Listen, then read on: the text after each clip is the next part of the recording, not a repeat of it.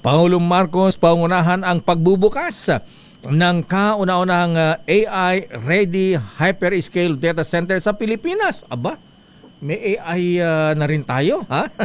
Sa bagay, mga magaling na mga teke dito sa atin, kayang-kaya na yan eh, ha? Yung mga vloggers, ha? Aris number 14, saan ito let? Let Narciso please come in.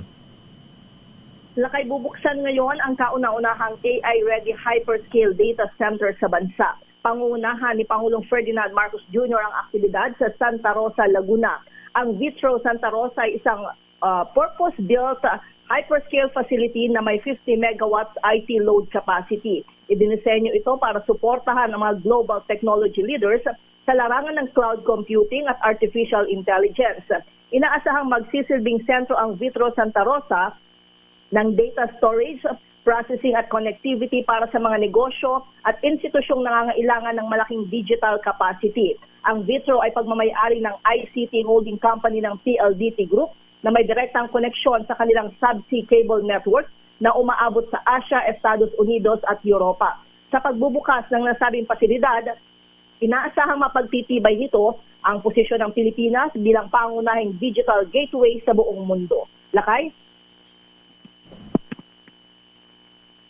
Yung mga AI na yan, wala bang mga AI na robot dyan, Miss Let? Data center lamang ito? Data center lamang, oo, Lakay. Akala. Ayan. At mamaya alamin natin yung mas kabuang detalye kasi medyo technical. Pag hindi tayo pamilyar, Lakay, pag hindi tayo masyadong ready, di ba? Tayo mga Ayan, old school eh. Pero ito ay...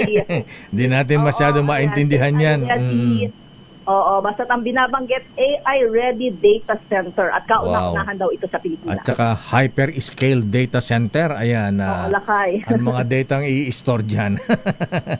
At pangunahan siyempre ni Bossing MVP, ha? Manibi Pangilinan ng PLDT yan. Oo, Lakay. Oo.